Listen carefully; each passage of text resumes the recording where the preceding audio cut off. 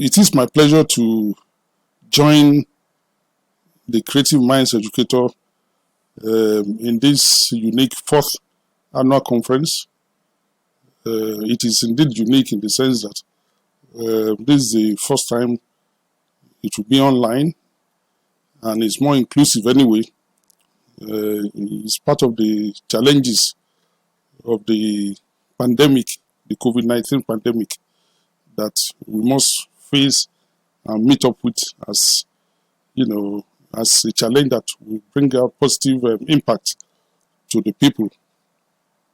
I should also appreciate the organizers of this unique annual conference for their temerity, for their dedication, and especially the newness of the information that we share on the Creative Minds Educator platform. So Mr. Ebenezer ODETOLA is the one I should salute for his persistence and good leadership in this area. I must also thank the Honorable Commissioner for Education of Lagos State, Mrs. Folashade Adefisayo, for her very, very sincere paper on leadership. I'm sure many of us have benefited from it, because as teachers, as educators and administrators, we are all leaders where we work, and it is important for us to, go ahead? It is important for us to ensure that we maintain that leadership quality so that we can have successes in our various institutions. My topic, okay, well, let me start from the theme. I just want to make a remark on the theme, which I find very interesting: creativity, left side up. That's the theme. And my own topic is on creativity. And I will be talking about, in passing, issue of space, sequence, and system. I believe you all know that I'm an artist and an art educator. And so, issue of creativity is not new to me, and I should be able to share some experiences, about what creativity means, so that we can take advantage of it to do better things in our various institutions. Talking about the general theme, which is creativity left side up, I got interested when I saw it, in the sense that, it strikes me, to research into the series of things we have heard about, creativity itself. Who are those that are creative? What are the creative personalities? What constitutes creativity in our human makeup, especially the brain? And oftentimes it is said that for creative people, they are right-brained. That is, they have their creative network within the right hemisphere of the brain, while the more logical people tend to have their own at the left-hand side. So this left side up, raised some curiosity in me, and I wanted to just say a few things concerning that. Usually it is believed that the issue of the dichotomy between the left and the right-hand side brain, as it affects our activities, is regarded in some parlance as psychological myth. The myth was engendered especially by the Nobel laureate of 1981, who conducted the research into the brain functions and summarized, that the right-hand brain is more of is more for spatial information and visual comprehension, while the left side brain is more of language and logic. Roger Sperry, did a good research, and it was good in the sense that it gave us an idea of how the brain functions. That the left-hand side of the brain is both analytical and methodical in thinking, while the right-hand side is more of emotions or an artistic, intuitive, and subjective opinions. However, later research didn't dismiss it, but they classified it as, part of the many myths of psychology, where we determine whether one side or the other, is accountable for our actions. By the research they conducted, especially neuroscientists, they felt that the two sides of the brain, often collaborate to perform a broad variety of tasks, and therefore it is indeed difficult to say that one side of the brain is for this and the other side of the brain is for that, that the two collaborate oftentimes to do that broad task. And the dichotomy between the left and the right is not as deep as earlier thought. Well, whatever it is, the issue of the left and right hand side brain had persisted, among scholars and educators, and often, and in most cases, they still cite it. So it's useful, but we must also note that there is symbiosis between the left and the right side of the brain, and oftentimes they collaborate to do whatever functions we do. If you note, for example, in artistic creativity, you don't range the left or the right hand side as one being superior to the other, because even if they perform different functions, both are mutual to the development of life itself. There are people who could be seen as having logical, sequential thinking, and at the same time, they are very, very artistic. So, we now say one is more developed than the other? I mean, one side is more developed than the other. What we need to just note is that we can develop some of these skills, because indeed, knowledge itself is skill acquisition. Creativity is skill acquisition. And if you develop it, you can still make use of, make better use of whatever you desire to achieve in life. Well, that's for that. I think I should talk about creativity itself, because it's very unique and distinct to the issue I'm trying to explain today.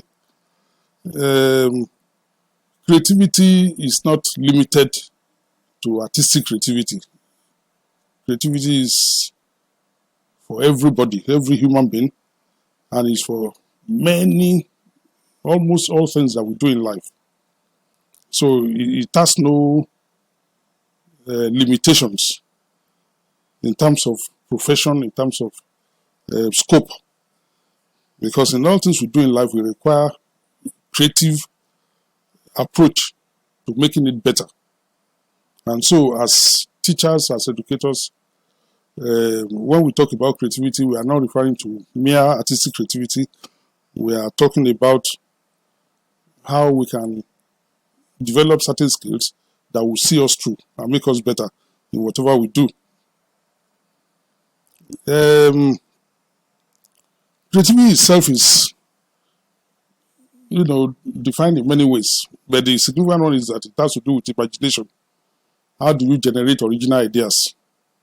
How do you use your imagination to generate ideas? How do you invent things, condition existing things in a new way, conceiving things that exist in a new way? How do you perceive the world with a fresh perspective? And it has to do with originality, it has to do with uniqueness, it has to do with self-expression. And if you combine some of these things together, you discover that it's easy for you to solve problems using creative means. So the good thing is that, like I said earlier, it's a skill that can be developed. So the process could be managed.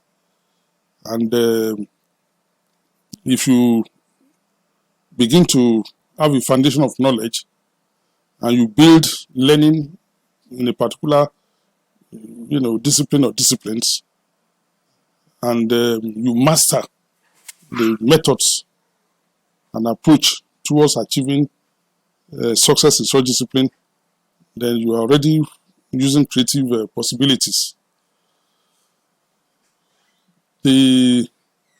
It's also important for me to distinguish between creative thinking and critical thinking, because they are related. Usually, we see creative thinking,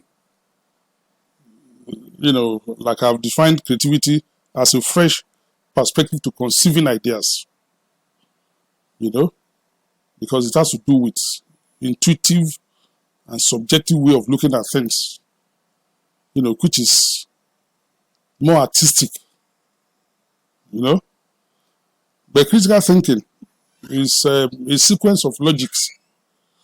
You apply logical thinking, in order to rationalize and analyze things. So the two are tools for us to develop our creativity, because one is mutual to the other. While you are developing your creative thinking, if you allow you to be critical about it, it gives you a better result. Because as you are thinking about the fresh ideas, you are testing it and questioning yourself about the veracity of such idea and the newness of it, whether it has been used before, whether you are transmitting it or translating it to another platform, and how you could use it to function within a particular system. So, if we take creative thinking and critical thinking, I'm just enumerating some of these things because they are by far larger than that when you want to discuss them in depth. There are different stages to creative process. Some authors have already worked on that. There are different stages to critical thinking. How you experiment, explore, and synthesize information. Those ones I could leave for you to read, further. But the most important thing for us to note is that we use all these tools to challenge our situations. And I will explain it better, maybe under space. Like I told you, the topic is creative space, system, and sequence and system. Yes, it sounds highfalutin, but there could be openness to broader perspective for us in issues of creativity. So if we talk about creative space is already we know what creativity means. We know it's where we can think of new ideas, where we can innovate, and you need space to do that. And when we are talking about this place, we are not talking about mere physical space. We are also talking about the mental and emotional environment. So how best can you challenge a situation within the space of emotion, within the space of the physical space, and within the mental space? Let's take, for example, the pandemic that we are facing. you know, it comes with a lot of psychological problems. Fear of death, fear of catching the disease itself, fear of economic problems, perhaps non-payment of salaries for those who are working. People, selling don't have people to buy their wares because one, for most part, shops are closed, and two, money is scarce. And so even the government had to manage between life and living. How do I keep people alive? And how could I sustain their living, economically? So that's a space. And how can you function in such space, in such agonizing mental space, such depressing physical state, and a very pollutant emotional state? So take, for example, in your workplace, how will you manage that creative space to function with the plethora of problems I just highlighted concerning the stubborn COVID-19 pandemic? So we must be able to, use our creativity to think through and ensure that we create a conducive environment for ourselves. How do you create conducive mental environment for yourself? How do you reassure yourself that you can function even within the problem? What about the physical space you occupy? What can you do? Like this issue of the conference itself is a testing case. Hitherto, it had been done, by physical interaction. But now, the challenge of COVID had made it real that it has to be online. And perhaps online will even be better than the physical interaction in terms of those who are attending, those who are making contributions, and even the distance from which they are making contributions. So these are things that creative thinking, we assist by solving problems. So for creative space, we could segment it one by one. It's interesting that Mr. Ebenezer himself is a master of the creative space, especially in schools. He designs space in such a way that it makes learning very easy. And it depends on the age group of the classroom. If it is the nursery school, the primary school, the tertiary institutions, he has a very comprehensive idea of building, space, decorating the space, designing the space to make learning conducive. And so, we will not be able to go through all this because of time, but it is for us to appreciate the fact that space has to do with creativity. And if you don't intentionally master the space, it might hinder, it might debar, it might slow down the process of your job and your creative intentions.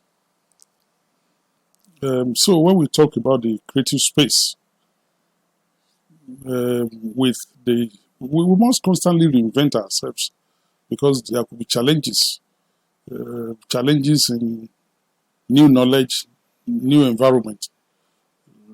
I said before, the pandemic actually stopped schooling completely in Nigeria until recently.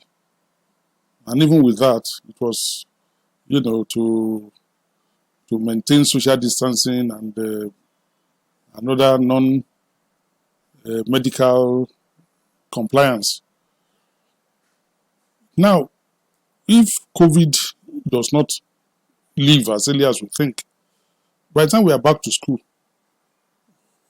what kind of space are we going to create? How are we going to manage the physical space, in our classrooms, for example? Do we have adequate equipment for online lectures and for online teaching and learning? If we don't have, how do we improvise? How do we ensure that, we maintain social distancing, for example?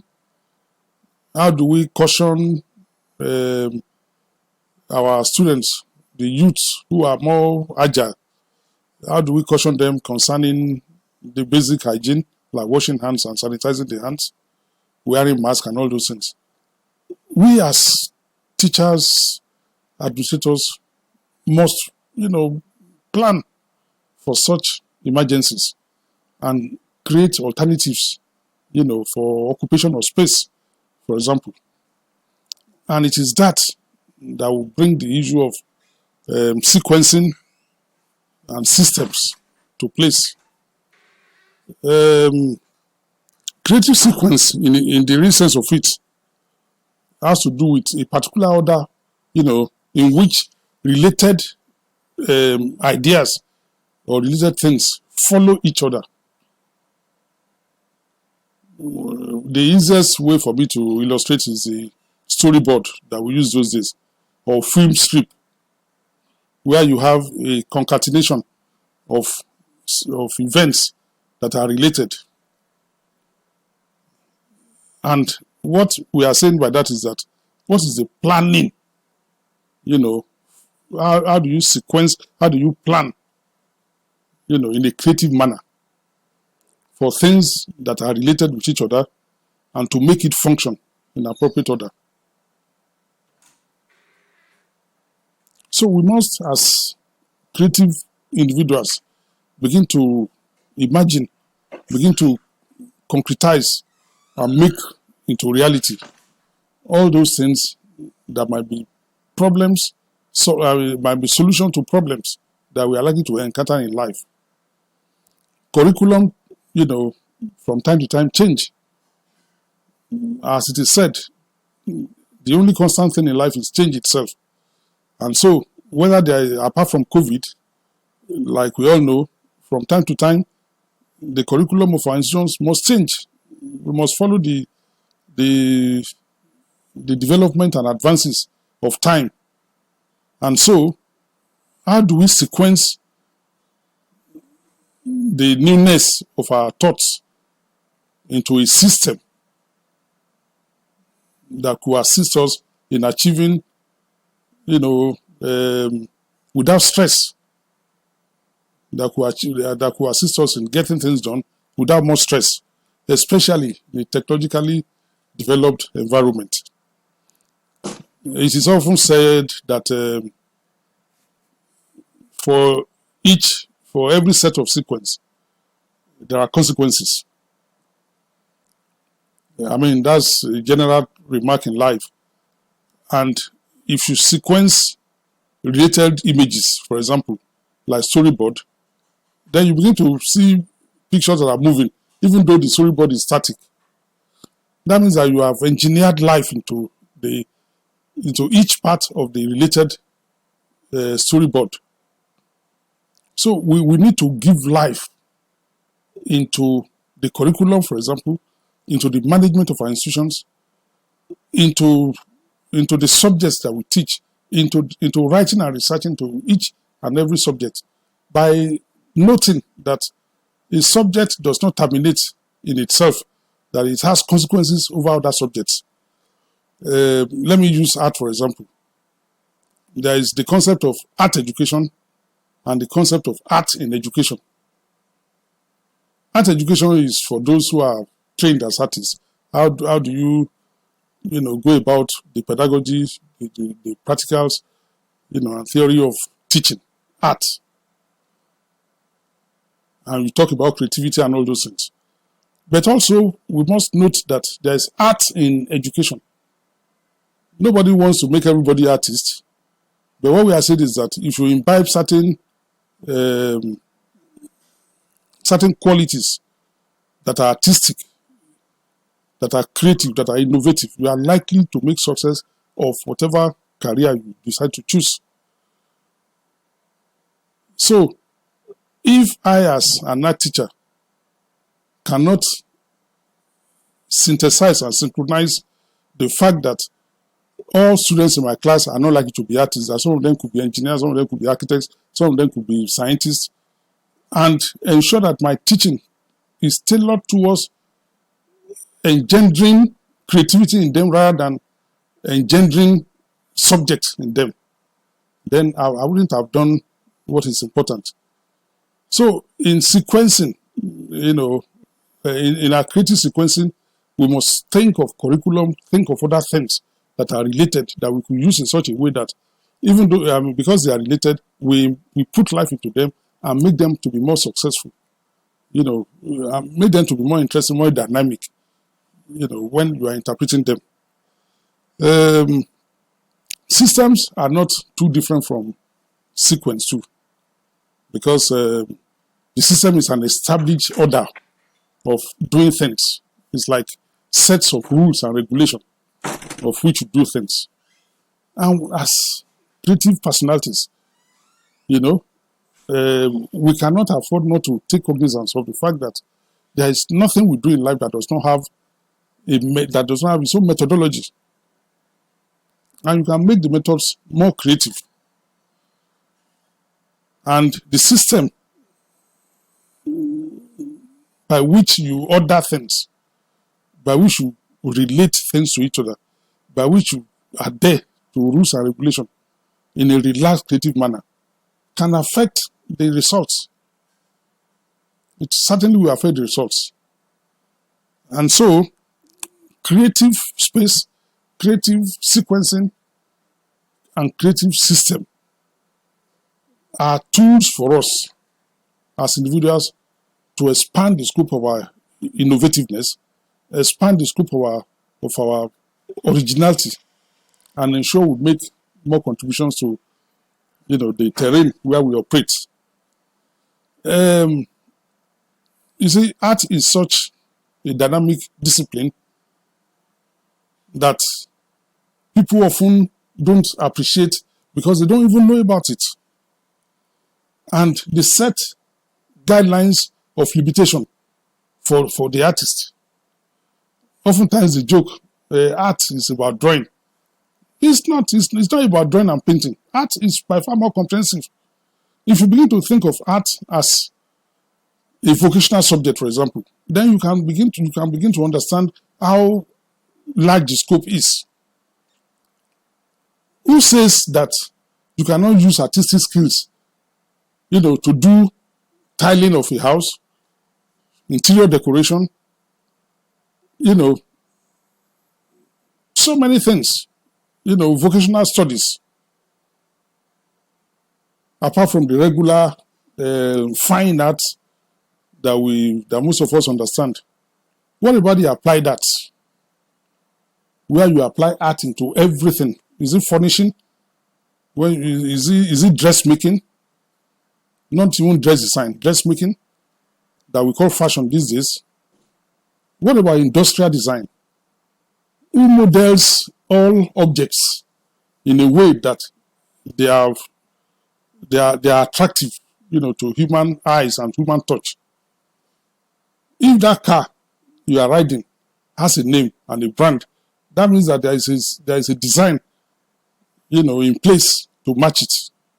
That phone you are carrying, why is it different from another phone? Because of design. I mean, immediately it's because of design for us. It might have some other, mechanical components. What about the clothes we are wearing? What about the bottles in our front? What about anything that has shape and form? Who created those shapes and forms? Are they not the artists? So why should we narrow down oftentimes art to drawing and painting? Can't we see art as an embodiment of life itself? Because it's so permissive, so permissive in our society and pervasive, in our culture, in whatever culture you belong to. So we must be able to think creatively, expand our scope of thoughts, ensure we enlarge, the scope of discipline that we are. For example, many years ago when I was in the university, on the point of graduation, some of us were called to be recruited into medical graphics. medical illustration. Because in medicine, okay, now you see images of COVID. People now, when they are talking about COVID on television or wherever, there's a particular image that is associated with it. Yes, it might be a natural image that is seen by, these binoculars or whatever. But then it is the artist that gives vibe and life into it. In all the drawings, all the medical drawings, you see all of those ones. So art in medicine, for example, is a possibility. And if you don't understand the functions of the system of the body, how will you be able to articulate images, forms that will be suitable? So we must be able to broaden our heart generally. And that's what creativity does to individual. It gives you an enlargement of scope. It gives you a very broad mind. It gives flame to your imagination. You just think in an abstract manner, think in a seemingly impossible manner, and once you can imagine it, like it is often said, then you can make it. So these are the qualities of a good creative individual, good creative personality. And if we don't consciously subject ourselves to understanding and appreciating what creativity, critical thinking, and creative thinking means, then we might be limiting ourselves, in solving problems. In conclusion, I would like to emphasize the fact that I've discussed creativity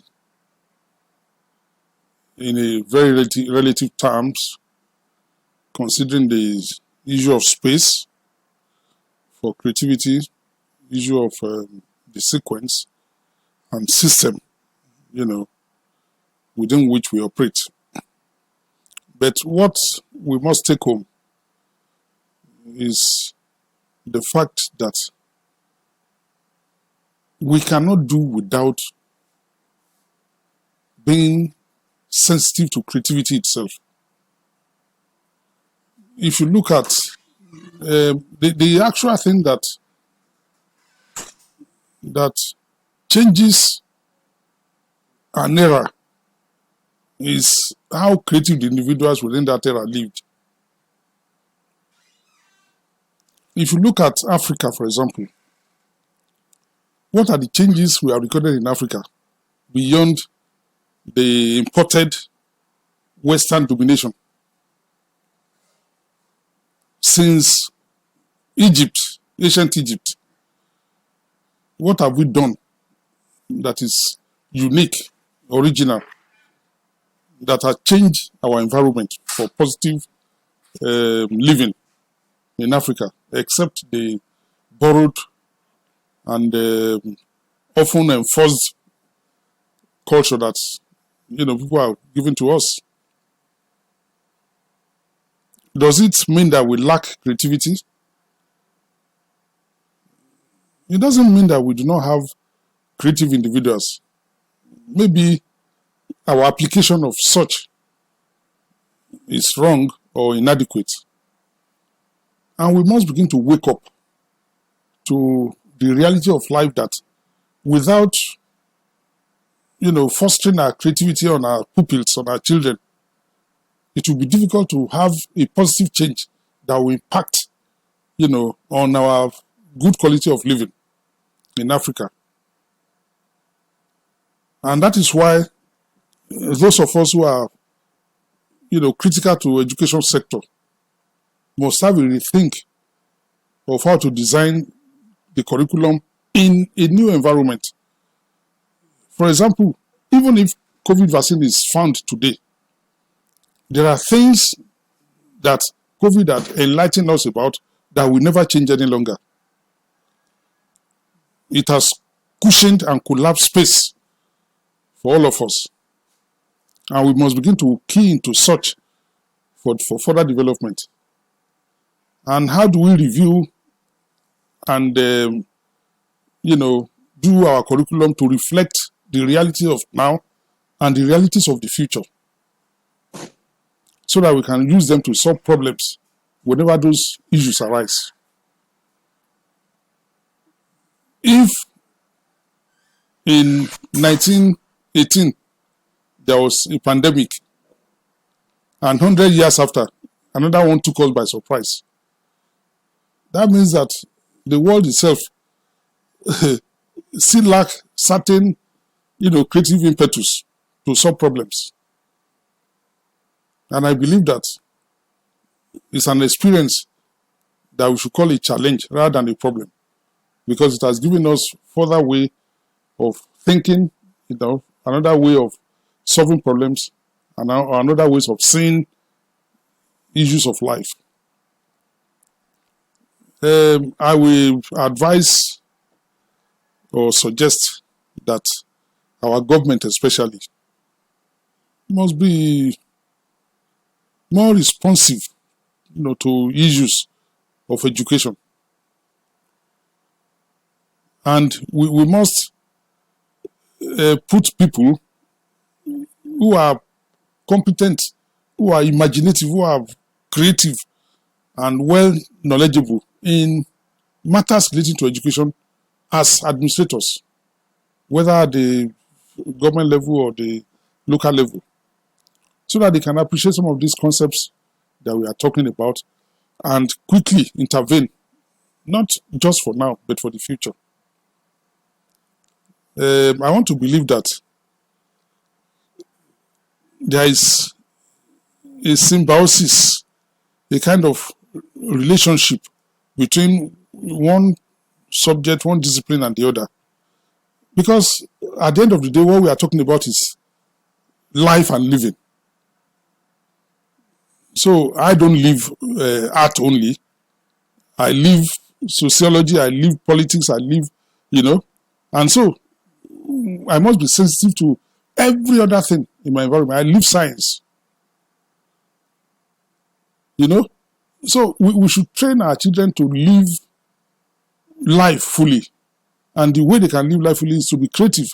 This is why it is interesting that somebody who didn't study engineering might be the one who is innovating things, that are extraordinary in engineering studies. Somebody who didn't study medicine might be the one who is discovering, some medical miracles.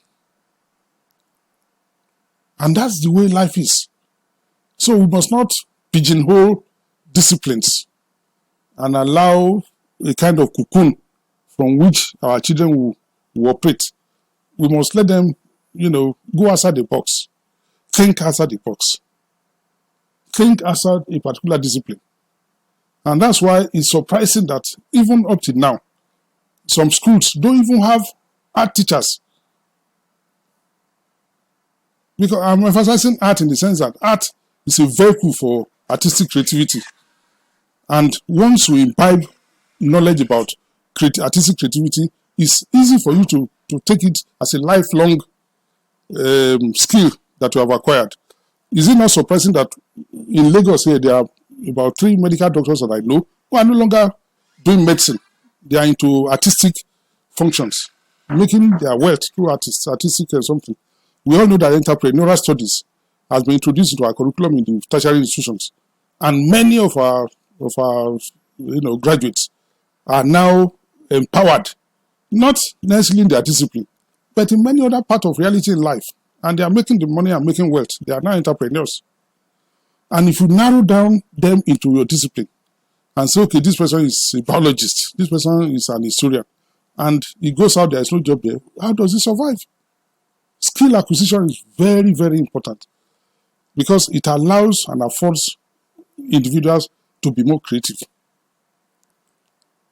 So I want to appreciate the convener of the conference. I want to appreciate you listeners. And I wish that this era of pandemic, will not be wasted by us as individuals. That we should learn lessons that we should learn, put on our garment of creativity, think through both creative thinking and critical thinking, begin to do something that can uplift humanity, and by so doing, uplifting ourselves. Thank you very much.